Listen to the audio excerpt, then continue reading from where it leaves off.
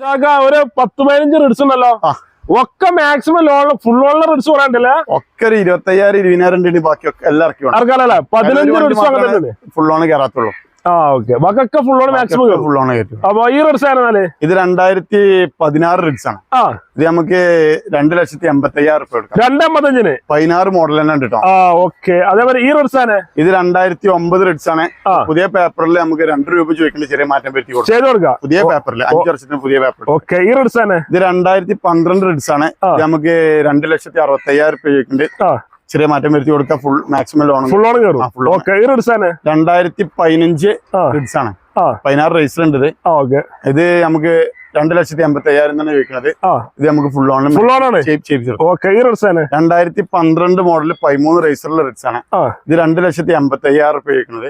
ഇത് നമുക്ക് മാക്സിമം 2.5 പേര് ലോൺ ചെയ്യാം. ഇത് 2011 മോഡൽ റിഡ്സ് ആണ്.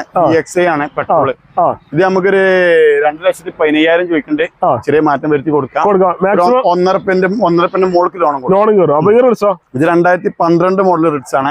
ഇത് നമുക്ക് 2,65 ചോദിക്കണേ. ചെറിയ മാറ്റം വരുത്തി കൊടുക്കാം. മാക്സിമം ലോൺ കൊടുക്കും. ഇത് 2013 ഓട്ടോമാറ്റിക് VXI വണ്ടി വരുന്നുണ്ട്. Automatic Ritz petrol automatic. ഇത് 3 ലക്ഷമാണ്. 3 ലക്ഷം തന്നെ ഇതിന് ലോണും കയറും. ഫുൾ ലോൺ ആണ്. ഓട്ടോമാറ്റിക് ഫുൾ ലോൺ കയറും. ഇത് 2014 റിഡ്സ് ആണ്. ഇതും ഫുൾ ലോൺ തന്നെയാണ്. ഇത് നമുക്ക് 3,30,000 രൂപ കൊടുക്കാം.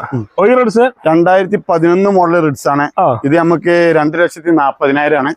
മാക്സിമം ലോണ് കയറ്റി കൊടുക്കാം. 2 രൂപ ലോൺ കയറും. 40 രൂപ 35 രൂപ. 2015-16 രജിസ്റ്റർ റിഡ്സ് ആണ്. ഇത് 2,85,000 രൂപ കൊടുക്കാം. മാക്സിമം ലോൺ കയറും.